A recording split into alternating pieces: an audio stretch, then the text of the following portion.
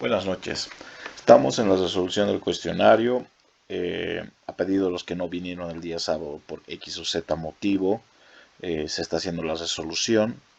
Por favor, tomar nota. Los que necesitan tener una base en la resolución de su cuestionario, se presupone que lo están haciendo ahora y que el día de mañana la base de su examen es este cuestionario.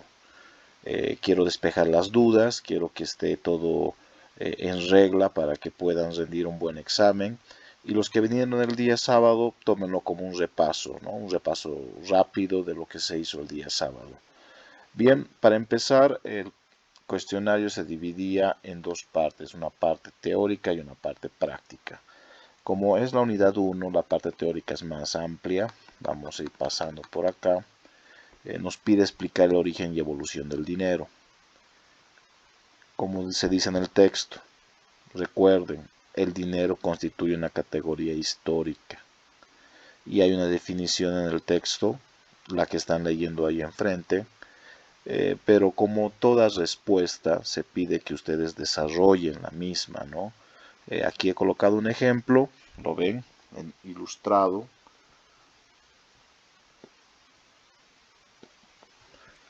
Y menciono que en Estados Unidos, en la región norteamericana, en la época de las colonias, existía un comercio entre las pieles y las navajas. Este ejemplo se extrae del libro de La riqueza de las naciones de Adam Smith.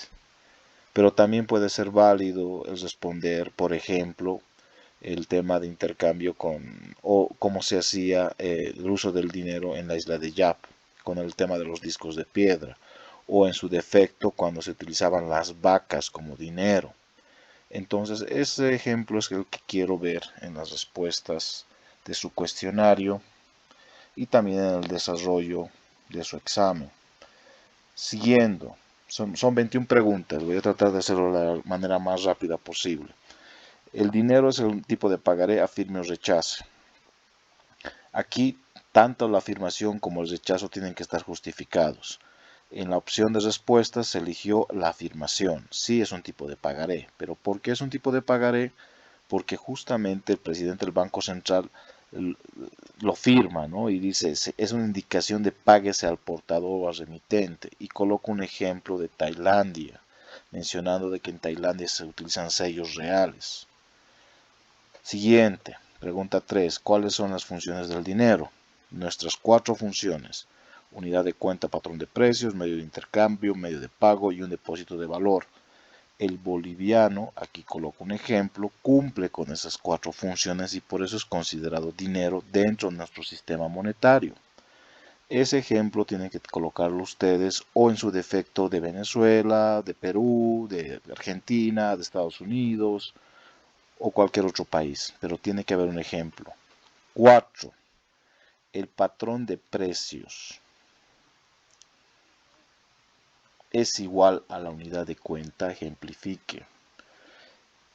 Y aquí esta pregunta, que es la primera función del dinero, está relacionada con la inflación. Como sabemos, una unidad de cuenta es una medida estándar. Y un patrón de precios es una unidad monetaria de un determinado o unidad divisionaria por medio del material monetario. Coloco un ejemplo acá sencillo. Cuando se tiene aquí, siendo el principal determinante para su igualdad la inflación. Si existe inflación, hablamos de patrón de precios. Si no existiría inflación, el patrón de precios y la unidad de cuenta serían iguales. Por eso en el texto menciona unidad de cuenta y o patrón de precios.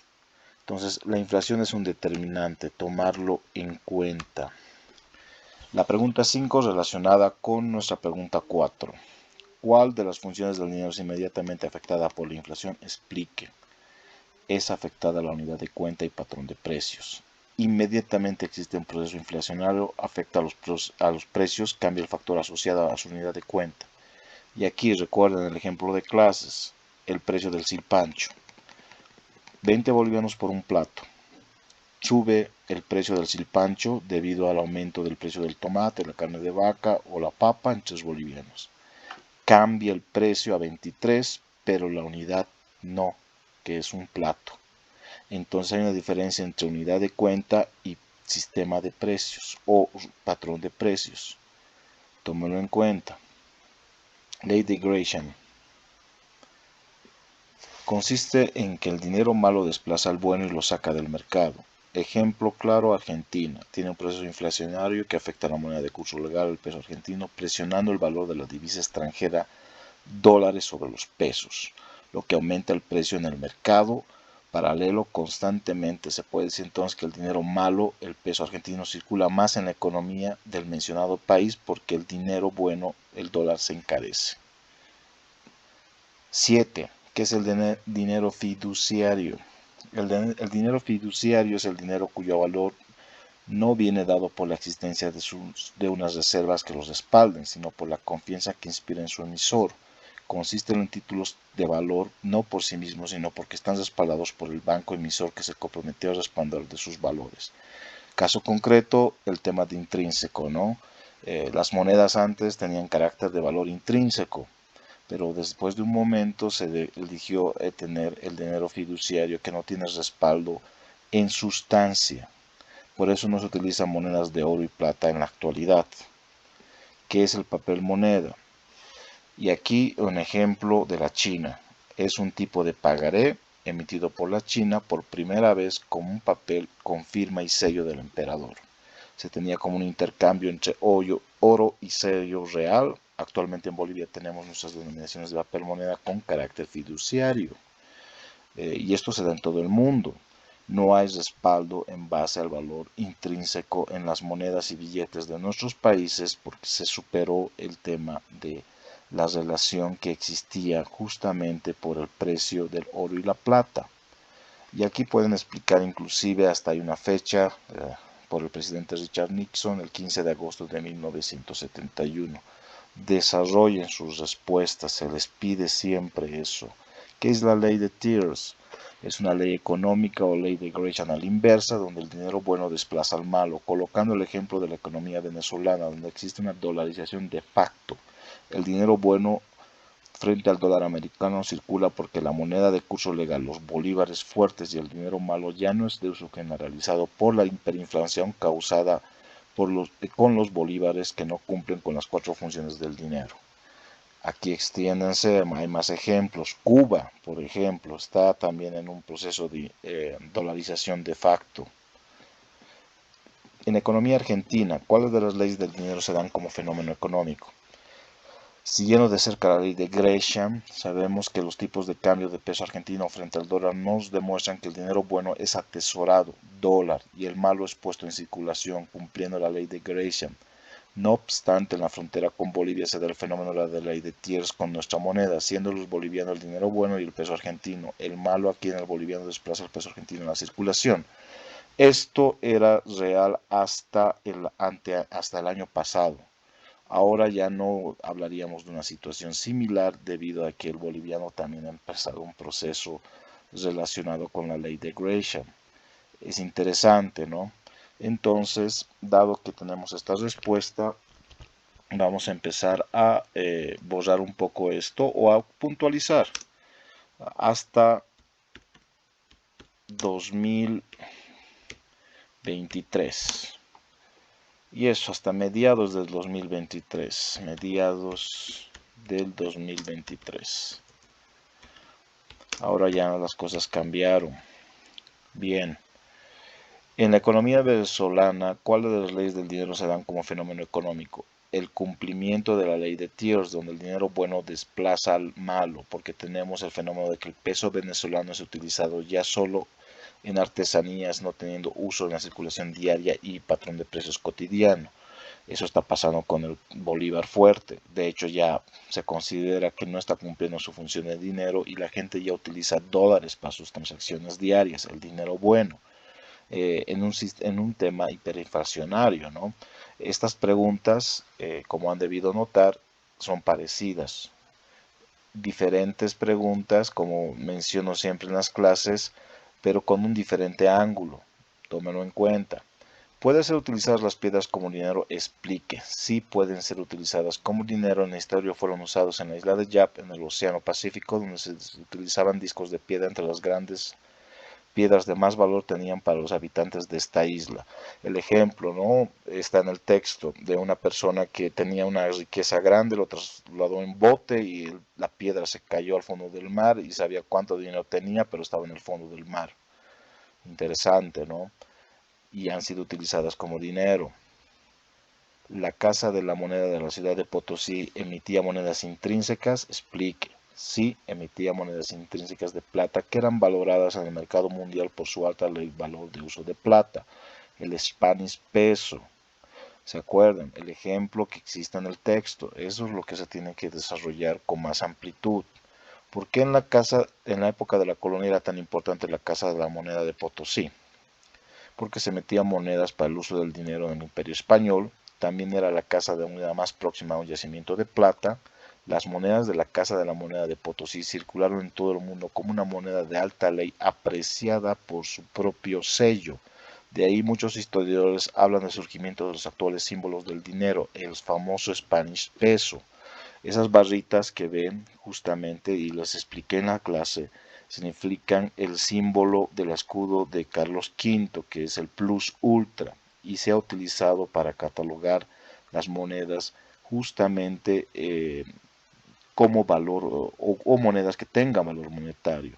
Aquí, por ejemplo, está el euro, la libra esterlina, el yen, hasta el boliviano tiene estas líneas, ¿no?, que vienen del escudo español, del famoso Spanish peso. ¿Qué es el dinero de alto poder expansivo? Los billetes y monedas en circulación, junto con las reservas monetarias que los bancos mantienen en el Banco Central, tienen la más alta liquidez. De todos los activos se denomina dinero de alto poder expansivo MH o base monetaria. Eso está ahí, está explicado también en el texto. ¿Cuáles son los agregados monetarios? Y aquí yo hice el ejercicio justamente de hacer una tabla, pero se pide, ¿no?, que en el cuestionario ustedes desarrollen manuscritamente la tabla. La tabla tiene que estar organizada, como sabemos, en los agregados monetarios M1, M2, M3, M4, divididas entre mercado interno, mercado externo, agregados monetarios estrechos y agregados monetarios amplios, división entre ahorro público y ahorro del sector privado. Tiene que haber esa relación en su trabajo, por favor. También en el desarrollo del examen habrá esta tabla con diferentes partes de relleno que ustedes van a tener que resolver.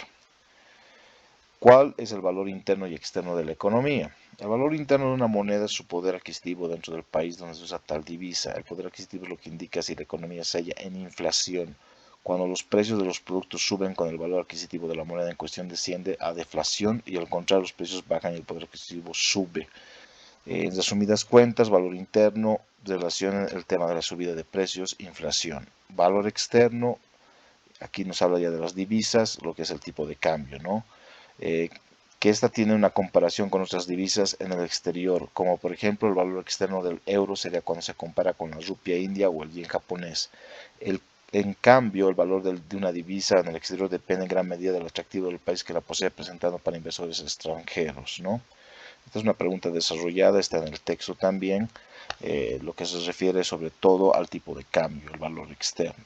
Ahora, este es el ejercicio que se hizo en base a las jornadas monetarias. Había siempre, y yo creo que aquí la mayoría también va a tomar más atención, debido a que ya se estaba desarrollando dentro de lo que es el Banco Central una política de intervención estatal. Y decimos, ¿no?, ¿qué es la taxonomía verde? En las jornadas monetarias, el expositor Peter Knack se refirió a lo que busca apoyar la correcta identificación de actividades económicas que proporcionan una definición clara de las inversiones verdes, facilitar el flujo del capital hacia proyectos sostenibles y alinearse con políticas públicas. Una taxonomía verde es un marco para definir lo que se puede llamar inversiones ambientales sostenibles. Es un sistema de clasificación que define qué actividades y activos económicos son verdes o ambientalmente sostenibles. Y esto se desarrolló también en el día sábado para los compañeros que asistieron, ¿no? Se está definiendo lo que fue las jornadas monetarias y qué expositor. Ahora, el bono temático. En las jornadas monetarias, el expositor Paulo Barbieri Kennedy mencionó que el cumplimiento de los Objetivos de Desarrollo Sostenible ODS se aliena a las ODS utilizando para los estándares de los bonos ODS desarrollados por el PNUD, Programa de Naciones Unidas para el Desarrollo, yendo desde los bonos verdes para medio ambiente, bono naranja para la innovación económica y creativa, bono azul para el cuidado del océano y las cuencas, bono de género para la igualdad de derechos en torno a las preferencias sexuales. Y hablábamos ejemplos, por ejemplo, que en los Estados Unidos existe mucho este tema de la defensa de género. Lo que es el LGTB tiene derechos y justamente el Estado financia esos derechos a través de generación de sistemas sanitarios, por ejemplo, para personas de ese género, y también el tema de bonos verdes, que es lo que nos interesa, ¿no? La emisión en Bolivia, que se hizo por primera vez de 15 millones de dólares. Todo eso pueden ir desarrollando en la explicación del cuestionario. Es sobre todo una resolución que da un norte, ¿no? Para que ustedes puedan hacer todo el trabajo necesario en su cuestionario, que es la base de su examen. Ahora, ¿qué pasa con el patrón oro? El patrón oro es un sistema monetario internacional que no podía funcionar sin la cooperación de los países que lo adoptaban. Mientras funcionó, impidió que las naciones llevasen a cabo políticas aislacionistas que disminuyen el comercio internacional. Después de su colapso, surgieron rápidamente políticas nacionalistas discriminatorias, en particular devaluaciones recurrentes y un fuerte proteccionismo que restringieron el comercio multilateral y ahondaron la crisis de los años 30. Desde fines de la Segunda Guerra Mundial se intentó restaurar la coordinación entre las políticas monetarias de los diversos países y la libertad del comercio internacional mediante la creación de organismos como el GATT, el Fondo Monetario Internacional y el Banco Mundial. Estos dos últimos resultó el consenso de Bretton Woods el 15 de agosto de 1971 en la presidencia de Richard Nixon. Entonces ya hemos mencionado a este presidente de los Estados Unidos que abandona, ¿no?, el patrón oro, y desde ahí ya hablamos de dinero fiduciario sin respaldo legal. Ahora, esto es la joya de la corona. Ustedes querían ver cómo se resolvía, lo resolví en clases, pero ahora lo vamos a hacer de nuevo para que tengan en cuenta de cómo es la situación de la pregunta 21, que es la parte práctica. Bien, aquí se les pide que analicen. Ustedes han sido contratados para analizar la base monetaria de 2021. Como principal objetivo de su consultoría trata de observar la velocidad de circulación del dinero en la economía boliviana con los agregados monetarios M1. Por eso tienen los datos de UDAPE y del M1 del Banco Central en miles de bolivianos. Entonces tenemos dos tablitas aquí. Una que nos da el periodo del 90, aquí está, 90 hacia el 2019. Ahí está una tendencia que va desde lo más alto. Antes la economía boliviana era bastante más dinámica, 18.6, hasta la cifra de 4.3, que está aquí. Y al mismo tiempo tenemos los datos de emisión de monedas y billetes, que es esta de acá, del 2021, porque aquí ya no tenemos datos, entonces hemos recurrido al Banco Central y nos ha dado datos del 2021 y el 2020. Y nos pide calcular el 2021, pero también tenemos datos del PIB del 2020 y del 2021. Así que, como todo buen economista, uno tiene que calcular la velocidad del dinero comparado a los años anteriores que habían, en este caso, la pandemia.